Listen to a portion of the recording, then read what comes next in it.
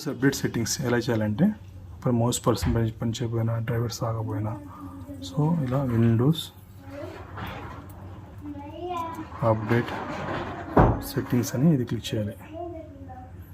ఇది వచ్చిన తర్వాత ఇక్కడ చెక్ ఫర్ అప్డేట్స్ అని వస్తాయి. సో ఇలా క్లిక్ చేస్తూ ఉండాలి.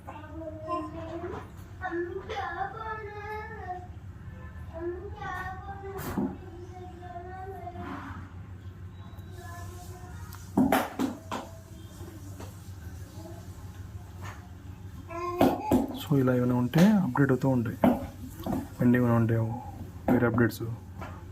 సో ఇలా కొన్ని అప్డేట్ అవుతుంటాయి అనమాట. ఏం పెండింగ్ ఉంటే మొత్తం అప్డేట్ అవుతుంటాయి. సో అప్డేట్ అయిన తర్వాత మొత్తం 2 times అప్డేట్ చేసిన తర్వాత అలా చెక్ ఫర్ అప్డేట్స్ కాబట్టి రీస్టార్ట్ చేయాలి. మొత్తం అప్డేట్ అయిన రీస్టార్ట్ చేయాలి. సో ఆటోమేటిక్గా డివైస్ మిస్ అయితే అది అప్డేట్ అవుతూ ఉంటాయి.